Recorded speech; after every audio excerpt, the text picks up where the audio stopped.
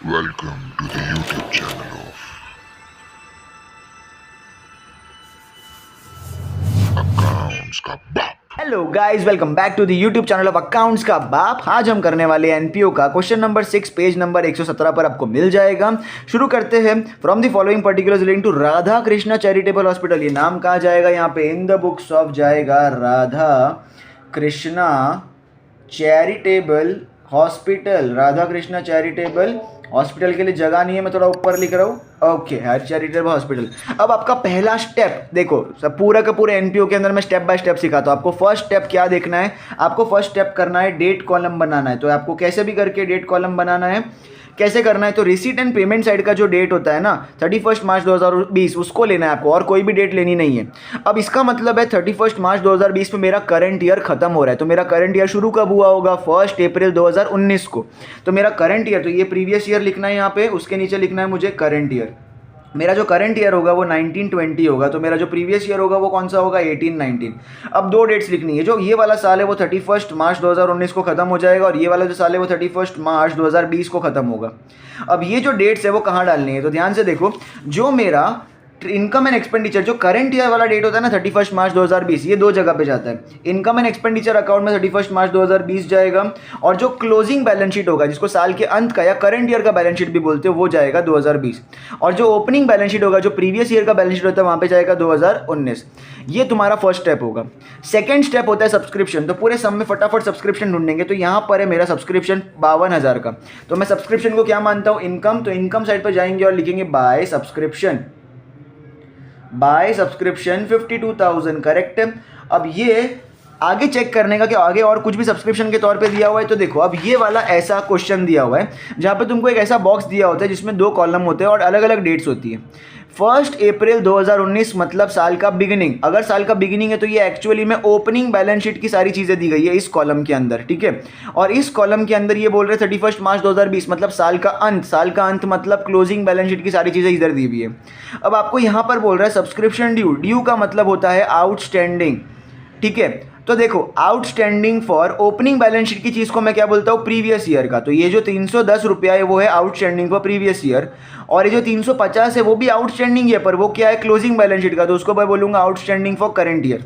Similarly नीचे बोला subscription received in advance. Advance मतलब ये जो 600 रुपये का है वो एडवांस फॉर प्रीवियस ईयर होगा, और जो 150 रुपीज़ है वो होगा advance for current year. Subscription के चारों चीज़ें डन। तो यहाँ पर सब्सक्रिप्शन के बारे में और कुछ भी नहीं बोल रहा है। तो यहाँ पर सब्सक्रिप्शन के बारे में पूरा मैं फॉर्मेट बनाऊंगा। तो देखो, चारों चीज़ें हैं तो मैं क्या बनाऊंगा? आला। आला मतलब क्या होता है? Add, less, less, add. O O A मतलब आउटस्टैंडिंग। आउटस्टैंडिंग पूरा लिखने का, कंजूसी बिल्कुल भी नहीं। एडवांस, एडवांस, फिर लिखने का एडवांस, एडवांस। सिगरेट की बात नहीं हो रही है।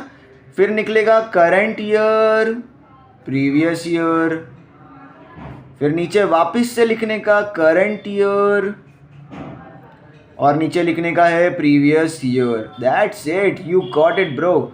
अब सबका अमाउंट डालना है। तो देखो, सबसे पहले आउटस्टैंडिंग फॉर प्रीवियस ईयर है 310। तो देखो, आउटस्टैंडिंग फॉर प्रीवियस ईयर ये रहा, इसके बाजू में जाके 310 लिखूंगा। Then outstanding for current year है 350, करंट ईयर के बाजू में जाके 350। देन है मेरा एडवांस फॉर प्रीवियस ईयर 600। देखो, advance for previous year last में है, तो इसके बाजू में जाके 600 लिखूंगा। एंड लास्ट मेरे को बोल रहा है एडवांस फॉर करंट ईयर कितना है? 150। तो एडवांस फॉर करंट ईयर के बाजू में जाके 150। सबको टोटल करके बाहर डालूंगा। तो 52,000 में ये पहला और लास्ट वाला ऐड हो रहा है मेरा। तो 52 350 प्लस 600 विल बी 950। 52,950 इसको मैं रखूंगा साइड में, 52,950। अब उसमें से 300 प्लस एक 400, 460, 460 में माइनस करना है मुझे। तो 0, 15 में से 6 गया तो 9 बचेगा, 8 में से 4 गया तो 4 बचेगा, और 52,490 विल बी आउटसाइड। ये मेरा फाइनल अमाउंट होगा सब्सक्रिप्शन का जो मुझे इस साल कमाई होगा। अब है ना, इस सबके सेकंड इफेक्ट करने। तो ध्यान से देखो कैसे करना होता है। आउटस्टैंडिंग इनकम, क्या सोचना है आपको? इधर आउटस्टैंडिंग है, ऊपर इनकम है, तो outstanding income creates your asset. Current year है तो मैं करंट ईयर की बैलेंस शीट में जाऊंगा और असेट साइड पे क्या लिखूंगा? Outstanding, outstanding subscription, outstanding subscription, and the amount is 350। तो यहाँ पे लिखूंगा मैं 350।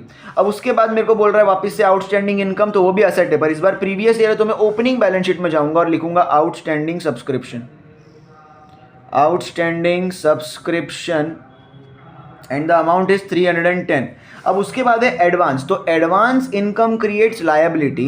करंट ईयर है तो मैं करंट ईयर की बैलेंस शीट में जाऊंगा और लिखूंगा एडवांस सब्सक्रिप्शन, जगह मगर छोड़ दूंगा ऊपर थोड़ी कैपिटल फंड के लिए, तो advance subscription amount is 150। And similarly last में एडवांस इनकम वापस से तुम्हारा क्या होता है लायबिलिटी, पर प्रीवियस ईयर है तो मैं इस बार ओपनिंग बैलेंस शीट में जाऊंगा और लिखूंगा थोड़ी जगह छोड़ के advance subscription, so advance subscription and the amount is 600। तो बेसिकली पूरा सब्सक्रिप्शन मेरा हो गया समाप्त। तो 2 स्टेप्स हो गए। अब तीसरा स्टेप क्या होता है कि ओपनिंग बैलेंस शीट बनाओ और कैपिटल फंड ढूंढो, साल के शुरुआत में तुम्हारा कितना कैपिटल फंड था, कैसे भी करके उसको खोजो। तो लेट्स सी मेरा कितना कैपिटल फंड था। तो देखो साल की शुरुआत में मेरी जितनी भी चीज़ें होती है ना वो सबको मैं यहाँ पे पोस्ट करूँगा। तो ये जो कैश है टू बैलेंस ब्रॉट डाउन, ये मेरे साल की शुरुआत का कैश होता है, इसको मुझे डालना होता है असेट साइड पर। तो मैं यहाँ पे डालूंगा कैश और मेरे को अमाउंट बोला है 8,230 रुपया, तो ये मैंने डाल दिया। अब इसके बाद यहाँ पे साल की शुरुआत का मुझे कुछ भी बोला नहीं है, इसको छोड़ दूंगा। अब यहाँ पर ये वाला जो कॉलम है वो ओपनिंग बैलेंस शीट का कॉलम है, तो इसको कंसीडर करूंगा। देखो पहला और दूसरा सब्सक्रिप्शन का तो हो गया। अब तीसरा देखो स्टॉक ऑफ मेडिसिन, साल की शुरुआत में मेरे पास स्टॉक ऑफ मेडिसिन 8,000 रुपये का था, तो वो मैं डाल दूंगा ना opening stock of medicine asset side पे। तो यहाँ पे लिखूंगा मैं stock of medicine, stock of medicine मेरे पास थे साल की शुरुआत में 8,000 रुपये के। नेक्स्ट है एस्टिमेटेड वैल्यू ऑफ इक्विपमेंट, मतलब साल की शुरुआत में मेरे पास इक्विपमेंट कितने के थे 15,000, तो यहाँ पे मैं लिखूंगा असेट साइड पे, वो भी इक्विपमेंट असेट होते हैं ना, इसके लिए यहाँ पे 15,000 रुपये।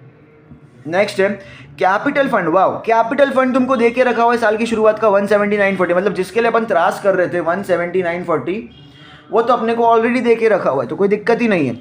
और साथ में आपको एक और चीज़ क्या दे के रखी है 10% इन्वेस्टमेंट 1 लाख रुपये का, तो वो भी आपके लिए असेट होता है 10% इन्वेस्टमेंट और अमाउंट है 1 लाख रुपए।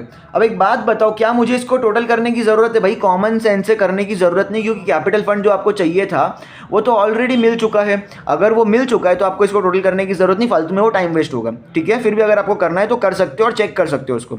नाउ अब तुम एक चीज़ बोलोगे सर यहाँ पे 10% इन्वेस्टमेंट है, तो ये 10% तो ब्याज मिलता है ना अपने को इंटरेस्ट, तो वो यहाँ पे क्यों नहीं लगाएंगे? तो देखो साल की शुरुआत में आपने इन्वेस्टमेंट किया 1 लाख रुपए का, तो क्या आपको साल की शुरुआत में ही ब्याज मिल जाएगा? नहीं भाई, जब आप इन्वेस्टमेंट करते हो ना तो आपको रुकना पड़ता है और साल के अंत में आपको ब्याज मिलता है। तो देखो ये जो बैलेंस शीट है वो साल की शुरुआत का है, तो ब्याज यहाँ पे आपको कभी भी मिलेगा नहीं।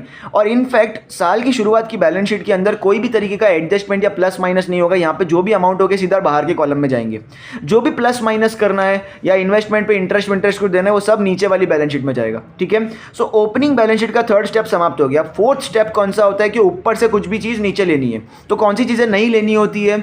सब्सक्रिप्शन नहीं लेना होता है, कैश या तो बैंक का अमाउंट नहीं लेना होता है, और कोई भी करंट लायबिलिटी होती है वो नहीं लेना होता है। बाकी सब आप नीचे ले सकते हो। तो यहाँ पे कैपिटल फंड में नीचे ले लूँगा, तो यहाँ पे आता है कैपिटल फंड और अमाउंट कितना है 17940 है, मैं अंदर के कॉलम में लिखूंगा क्योंकि इस पर बहुत सारी चीज़ें आनी बाकी है। सब्सक्रिप्शन मैं नहीं लेता नीचे, ये भी सब्सक्रिप्शन मैं नहीं लूँगा, कैश भी नहीं लूँगा। स्टॉक ऑफ मेडिसिन, ये जो मेडिसिन होता है ना वो मेरे लिए एक्सपेंस होता है, तो इसको मैं यहाँ नीचे नहीं ले सकता, उसको मुझे एक्सपेंडिचर साइड पर लेना पड़ेगा। तो यहाँ पे एक्सपेंडिचर साइड पर मैं क्या करूँगा, यहाँ लिखूंगा to opening stock of medicine, to opening stock of medicine. साल की शुरुआत में मेरे पास मेडिसिन था कितने का 8,000 रुपये का, तो ये मैं अंदर के कॉलम में यहाँ पे लिख के छोड़ दूंगा। अब है इक्विपमेंट, साल की शुरुआत में मेरे पास इक्विपमेंट असेट होते हैं तो वो नीचे जाएगा। इक्विपमेंट्स 15,000 रुपये का, इसको मैं अंदर लिख के छोड़ दूंगा। और 10% इन्वेस्टमेंट है तो इसको मैं 2-3 लाइन लिख के 10% इन्वेस्टमेंट और अमाउंट है मेरा 1 लाख, इसको भी अंदर लिख के छोड़ दूंगा। उसको लास्ट में देखते क्या करना है। अब आगे जाते हैं। अब आता है 5th स्टेप। 5th स्टेप का मतलब होता है कि भाई सम के अभी अंदर जो भी चीज़ दी गई है लाइन वाइज सॉल्व करते जाओ फटाफट। तो देखो रिसीट साइड पे आपको कोई भी चीज़ दी है मतलब वो इनकम या तो लायबिलिटी हो सकती है, और पेमेंट साइड पे आपको कुछ भी दिया है वो एक्सपेंस या तो एसेट हो सकता है, ठीक है। तो यहाँ पर ये हो चुका है, सब्सक्रिप्शन हो गया। अब डोनेशंस, डोनेशन 2 तरीके के होते हैं, एक होता है जनरल, एक होता है स्पेसिफिक। जो जनरल डोनेशन होता है उसको आप इनकम मानते हो और जो स्पेसिफिक डोनेशन होता है उसको आप लायबिलिटी मानते हो। यहाँ पे आपको क्या बोला है जनरल, मतलब आप उसको क्या मानोगे इनकम, याद रखना है कॉन्सेप्ट। तो यहाँ पे मैं इनकम लिख रहा हूँ। इंटरेस्ट इन इन्वेस्टमेंट, इन्वेस्टमेंट पे आपको इंटरेस्ट कितना मिला 10,000, तो वो आपकी इनकम हो गई। Proceeds from charity show income हो गया। अब आता है मेडिसिन परचेज, साल की शुरुआत में ऑलरेडी आपके पास 8,000 की मेडिसिन थी और आप ही यहाँ पे ड्यूरिंग द ईयर साल के बीच में आपने इतना मेडिसिन और खरीदा, तो आपको ये क्या एक्सपेंडिचर में मानना है। जनरल एक्सपेंस आपका एक्सपेंस होता है, सैलरी आपकी एक्सपेंस होती है, स्टेशनरी एक्सपेंस होता है, चैरिटी शो पे एक्सपेंस हो गया, सर्जरी एंड डिस्पेंसरी एक्सपेंस होता है। इक्विपमेंट आपके पास साल की शुरुआत में ऑलरेडी था 15,000 रुपये का, ये आपने और खरीदा, तो यहाँ पे क्या करना है, ये असेट में डालना है। और carried down cash in and cash at bank bank दिया, मतलब साल के अंत में आपका इतना पैसा बच गया, ठीक है। अब इसके ऊपर कुछ एडजस्टमेंट बाकी है, तो देखो स्टॉक ऑफ मेडिसिन साल के अंत में 11,000 बचा है, तो इसके लिए मैं क्या करूँगा ना, मेडिसिन को टिक मार्क कर दूंगा। नेक्स्ट है इक्विपमेंट का, तुमको बोल रहा है कि भाई क्वेश्चन मार्क पता लगाओ, तो ये खुद ही पता लगाना है। आगे अच्छा एक और चीज़ अपनी रह गई और वो है क्या, buildings. Oh sorry very sorry, यहाँ पे बिल्डिंग्स का 40,000 रुपया है, वो तो मैंने लिया ही नहीं। ये साल की शुरुआत में भी बिल्डिंग्स जाएगा मेरा 40,000 रुपये का, जो कि मुझसे मिस हो गया, और ये चीज़ नीचे भी जाएगी, ट्रांसफ़र होगी बिल्डिंग्स का, बिल्डिंग्स 40,000 रुपये एज इट इज़ नीचे भी ट्रांसफ़र होगा, ओके। तो वापस एक बार देख लेते कुछ मिस तो नहीं हुआ, ये ले लिया, ये ले लिया, ये भी ले लिया, ये भी ले लिया, ये भी ले लिया, मैंने गलती से बिल्डिंग मिस कर दिया था, चलेगा, ओके डन। अब शुरू करते वापस से, यस तो ओके अब शुरू करते हैं यहाँ से। डोनेशन मेरे लिए इनकम है, तो मैं फटाफट इनकम साइड पे डालता रहूँगा। मेरे लिए सबसे पहले क्या दिया हुआ है, बाय डोनेशंस, तो मैं इनकम साइड पे लिखूँगा बाय डोनेशंस, और आपको ब्रैकेट में जनरल दिया है तो आपको भी जनरल लिखने का, कंजूसी नहीं करने की। 17,500 यहाँ पे लिख दिया आपने, ओके। नेक्स्ट है इंटरेस्ट इन इन्वेस्टमेंट, तो यहाँ पे लिखने का bye interest in investment. Bye interest in investment आपको कितना मिला है, 10,000 रुपया, तो यहाँ पे आप 10,000 रुपया लिख दोगे, दैट्स इट। अब प्रोसीड्स फ्रॉम चैरिटी शो, तो यहाँ पे लिखना है by proceeds from charity show, by proceeds from charity show, amount है 8,530 रुपया, डन। अब उसके बाद इस तरफ जाते हैं, इस तरफ आपको बोला है मेडिसिन परचेज, 41,000 का आपने और खरीदा, तो देखो पहले से मेडिसिन आपके पास 8,000 की थी, आपने और खरीदा, तो क्या बोलोगे, ऐड परचेज करोगे 41,000 का, तो बताओ 41 + 8 कितने की मेडिसिन हो गई, 49,000 की मेडिसिन आपके पास पड़ी है अभी। नेक्स्ट है जनरल एक्सपेंसेस 1,050 का, तो ये आप थोड़ी जगह छोड़ के लिख दोगे, टू जनरल एक्सपेंसेस 1,050 रुपया सीधा मैं बाहर डाल दूंगा। नेक्स्ट है सैलरीज 23,500 का, तो यहाँ पे लिखूंगा मैं टू सैलरीज 23,500 सीधा बाहर, कुछ भी नहीं है उसके ऊपर। नेक्स्ट है मेरे लिए स्टेशनरी 2,000 रुपये का, तो इसी के नीचे मैं लिखूंगा टू स्टेशनरी अमाउंट है 2,000 रुपये का। नेक्स्ट है एक्सपेंसेस ऑन चैरिटी शो 550, तो लिखेंगे टू एक्सपेंसेस, पूरा लिखना है, to expenses on charity show 550 रुपया। नेक्स्ट है surgery and dispensary expenses, to surgery and dispensary expenses कितना है अमाउंट, 4,200 रुपये का, ओके। नेक्स्ट है आपका इक्विपमेंट, देखो साल की शुरुआत में आपके पास इक्विपमेंट 15,000 के थे, आपने साल के बीच में और ख़रीदे, तो ऐड परचेज कर दोगे आप इसको, और कितना अमाउंट आपका ऐड परचेज में जा रहा है, आपका ऐड परचेज में जा रहा है 10,000 का, तो 10,000 का आपने इक्विपमेंट और खरीद लिया, टोटल कितने के हो गए, 25,000 के इक्विपमेंट। इसको फिलहाल साइड में रखो, कुछ भी करने की ज़रूरत नहीं है अभी, ठीक है। अब आगे जाते हैं cash in and cash at bank, तो cash in and cash at bank में क्या करूँगा, इधर जाऊँगा असेट साइड पे, cash in and cash at bank, okay. दोनों का अमाउंट कितना है, 960 रुपया, एंड उसका है 13,000, तो 13,960 का डल गया। चलो अब पीछे जाते हैं, आपको सबसे पहले ये जो सब्सक्रिप्शन तक का 2 था वो हो गया। स्टॉक ऑफ मेडिसिन साल की शुरुआत में तो 8,000 था, पर साल के अंत में कितना बच गया, 11,000 का, this is called as closing stock. तो देखो मेरे पास 49,000 का मेडिसिन था, इसमें से मैं क्या करूँगा, जो बच गया क्लोजिंग स्टॉक मेरा है 11,000 का, ये बच गया, तो बाकी का जो क्या होगा वो खर्च हो गया होगा। 49 में से 11 गया तो ये बचेगा 8 और ये बचेगा 3, मतलब 38,000 के जो मेडिसिन है वो मेरे खर्च हो गए। अब 11,000 का मेडिसिन मेरा बच गया, तो उसको फेंक दूंगा क्या मैं, नहीं, वो मेरे लिए असेट माना जाएगा ना। तो क्लोजिंग बैलेंस शीट के अंदर मैं जाऊंगा और यहाँ पे लिखूंगा क्लोजिंग स्टॉक ऑफ मेडिसिन, क्या लिखूंगा, क्लोजिंग स्टॉक ऑफ मेडिसिन कितने का हो गया मेरे पास, 11,000 रुपये का मेरे पास क्लोजिंग स्टॉक हो गया, डन। अब आगे जाते हैं, इक्विपमेंट कितने का बचा, तो इक्विपमेंट कितने का बचा वो नहीं पता, वो आगे देखेंगे। बिल्डिंग्स कितने का बचा नहीं पता, बाद में देखेंगे। कैपिटल फंड कितना आया नहीं पता। 10% इन्वेस्टमेंट अपन अभी देख सकते हो, तो देखो इन्वेस्टमेंट पे 10% आप चार्ज करोगे, तो 1 लाख का इन्वेस्टमेंट है, उस पर 10% ब्याज कितना बनता है, 10,000, तो आपको 10,000 का इंटरेस्ट मिलना चाहिए, तो बहुत बढ़िया। अगर यहाँ पर चेक करने का, देखो इनकम साइड पे आपको already bye interest on investment 10,000 दिया हुआ है, दैट मीन्स आपको जितना इन्वेस्टमेंट मिलना चाहिए था ना, इंटरेस्ट मिलना चाहिए था, वो ऑलरेडी पूरा मिल चुका है, बरोबर है। और उसकी एंट्री आप ऑलरेडी दे के रखी थी उन लोगों ने इंटरेस्ट ऑन इन्वेस्टमेंट की, तो वो ऑलरेडी हो चुकी है। तो क्या आप उसके ऊपर और इंटरेस्ट ऑन इन्वेस्टमेंट ऐड करोगे क्या, नहीं। अगर यहाँ पे ये एंट्री नहीं दी होती तो अपन क्या करते, इस पे भी 10% इन्वेस्टमेंट पे भी ऐड करते 10,000, बाहर आ जाता 1,10,000, और यहाँ पर इनकम साइड पे भी शो करते बाय इंटरेस्ट ऑन इन्वेस्टमेंट 10,000।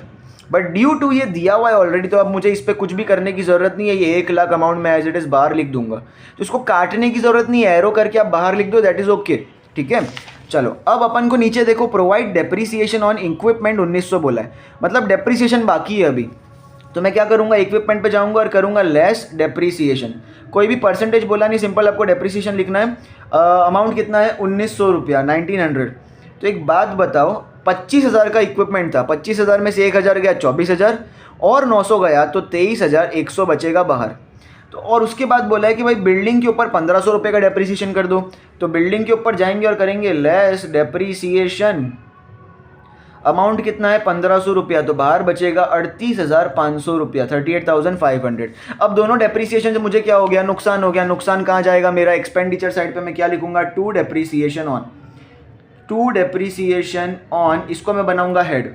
अब इसके नीचे लिखूंगा मैं सबसे पहले इक्विपमेंट। इक्विपमेंट्स पे मेरे को 1900 रुपये का हुआ, और बाद में बिल्डिंग्स पे मुझे कुछ 1,500 रुपये का नुकसान हो गया, दैट्स इट। तो इसी के साथ मेरा ये पूरा का पूरा समाप्त हो गया। तो देखोगे तो यहाँ पे जो इक्विपमेंट का साल में क्वेश्चन मार्क दिया था, तो इक्विपमेंट का अमाउंट देखो कितना आ रहा है, 23,100। तो ये क्वेश्चन मार्क के जगह पे मैं 23,100 लिख सकता हूँ।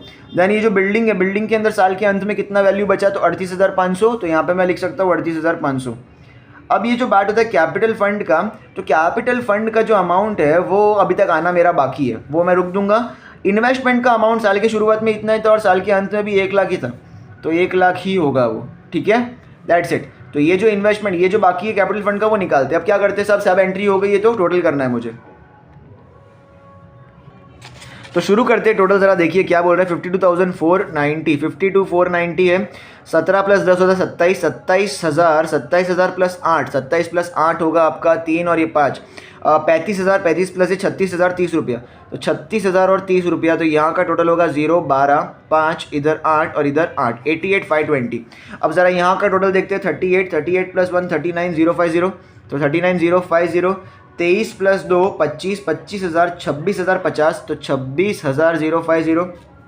अच्छा, अब 4, 4,000, 5,000, 5,000, 6,000, 6,000, 6,500 + 200, 700, 700 + 900 होता है, 900 + 700 होता है 1,600। तो 6,000 + 1,600 आपका होगा 7,600। तो यहाँ पे 7,600 प्लस करते तो 0, 0, 1 कैरी, 7, 9 + 6 होता है 15, 15 + 7 होता है 22, 3, 4, 5, 6, 7, 72,700। इसमें से माइनस करना है 72,700, लेट्स सी क्या आता है, 0, 2। ये 15 में से 7 गया तो बचेगा 8, 7 में से 2 गया बचे तो 5, 8 में 7 गया तो बचेगा 15। 15,820 का मेरा क्या आएगा, सरप्लस। हैवी अमाउंट क्या है, 88,520। इसको मैं क्या करूंगा, बोथ साइड्स लिखूंगा। सो 88,520 will be on both sides, 88,520 both sides. अब उसके बाद आता है 15,820 का क्या है, मेरा प्रॉफिट नहीं है भैया, सरप्लस है। यस, इसको मैं क्या लिखूंगा, टू सरप्लस। और उसके नीचे क्या लिखते हैं अपन, excess of income over expenditure, शाबाश। और ये क्या करते हैं, कैपिटल फंड में जाके हम क्या करेंगे, ऐड सरप्लस। 15,820 रुपये का सरप्लस ऐड हो जाएगा इसमें। तो ऐड करते हैं 0, 0, 0, 4 + 2 6, 9 + 8 17, 5 + 1 6, 7 + 1 8 और ये 1,86,760 रुपया + 150। ओ माई गॉड, 0, 6 + 5 हो गया 11, 1 कैरी, 7, 8, 9 और 186,910, 186,910 से आपका ये सम होना चाहिए टोटल। यहाँ पे तो आ गया, अब यहाँ पे आ रहा है कि नहीं, नाक कटवाना मत मेरी भैया। 23,100 + 300 हो गया 450, 1,23,450 को साइड में रखते हैं, 1,23,450, वेरी गुड। अब इधर 38,500 को भी साइड में रखते हैं। अब 13 + 10 हो गया 23, 23, 24, 960 को मैं साइड में ले लेता हूँ, 24, 960 भरदोल कर देते हैं। 0, 5 + 6 होता है 11, 9, 10, 19। क्या बात है बेड़ो, अभी तक सही जा रहे। 3, 4, 4 + 4 8, 8 + 8 16, ठीक है। 3, 4, 5, 6, 7, 8। ओ माई गॉड, 186,910। इसी के साथ ये हो गया टैली, एक ही बार में। ये होता है ना स्वैग बिड़ू। तो यहाँ पे देखो बैलेंस शीट का टोटल आपका 186,910 एक साथ आ चुका है। यहाँ पर लिखना है टोटल कैपिटल लेटर्स में इन रुपीज़ और यहाँ पे लिखना है टोटल कैपिटल लेटर्स में इन रुपीज़। इसी के साथ आपका ये सम हो गया समाप्त। आई होप आपको ये पूरा सम अच्छे से समझ में आया होगा। आया तो यार लाइक करो, शेयर करो और सब्सक्राइब करना तो बनता है। मिलते हैं अगले वीडियो में, तब तक के लिए बाय बाय।